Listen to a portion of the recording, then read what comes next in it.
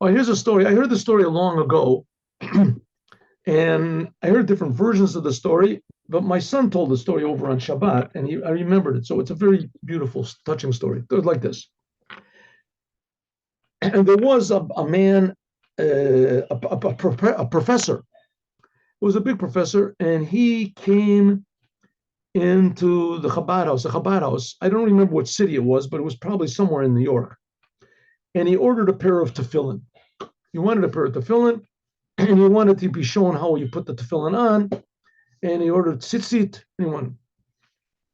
So the head of the Chabad house was sort of amazed with it. He asked him, are you Jewish? He said, of course, yes, I'm Jewish. I want to buy. So he said, of course, so he bought the tefillin, he bought this, he showed him how to put it on. And he said, you want to know what happened, why I'm buying these tefillin now? He was like a 50-year-old man, whatever. So he said, I'll tell you the story. He said he also wants to come and start praying there in the Chabad house. He's going to come for the minions and he's going to this and that. So he said, I'll tell you the story. He said, I was brought up, my parents came here from the Holocaust. And I was brought up, I think just his mother brought him up. And they put me in a religious school.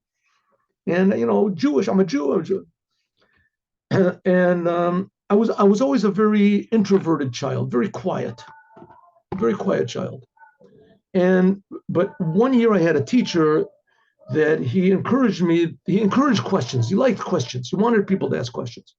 And when he saw that I was intelligent, so he really pushed me to ask questions. And any question that I would ask, either he would answer it immediately, or he would say, let's talk about it after class, or he would say, I don't know the answer, I'll tell you tomorrow. And it was wonderful. It was just wonderful. And I got really, really interested. Then I moved on. I moved to the next grade. Maybe this was when he was 14. I don't know. Anyway, so he moved on to the next grade. And there the teacher he wasn't so, I say, compatible. It wasn't so, not compatible, friendly. It wasn't friendly. And he didn't like questions.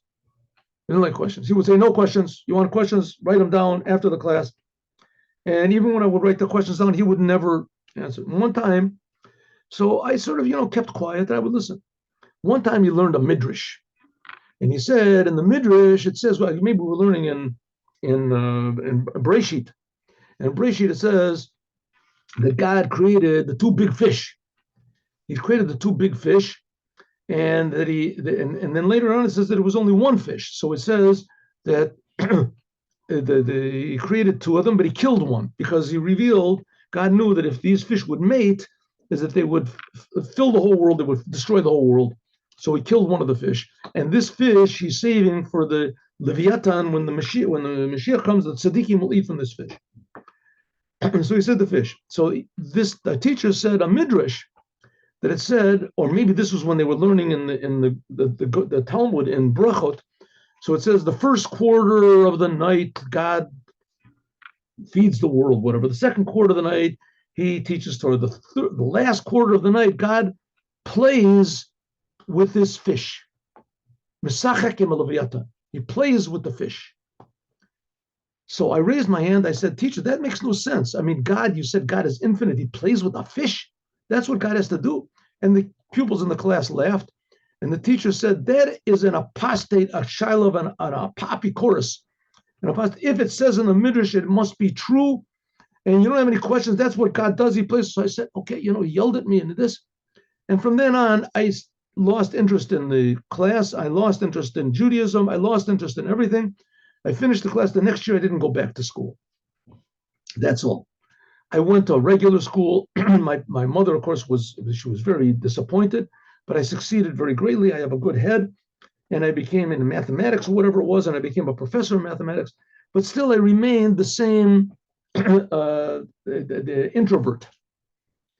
And I was alone. I was a professor. I didn't talk to anybody. I gave my classes, and that's it. And basically, I was like, not a very happy person, miserable person. But I didn't, people, but Judaism for sure not, no. So a couple of days ago, I went to I was in some place waiting in line, maybe in the, infirmary or something like that. Anyway, and so I was in some place waiting in line, and there were these two religious boys sitting there, and one of them said, "You know what the Rebbe said? Did you hear what the Rebbe said on Shabbat?" And the other one said, "No, I didn't. I didn't feel good. I didn't even hear the, the repetition, the summary of what it was." The boys would go over and they would print it out what the Rebbe said on Shabbat. So they were talking. I understood these boys were from Chabad, and they were talking in sort of a loud voice, so I heard what they were saying. So one of them said, "Oh, the Rebbe said this most amazing thing." What did he say? He said that there's a midrash that says that God, on the first quarter of the night, whatever the day, he feeds the whole world. On the second, he learns Torah. On the third, he plays with the Leviathan, with the fish. And the Rebbe asked the question, that's what God has to do. God is infinite. He plays with a fish. So he said, I heard that question. That was the question that I asked. That's the question I asked.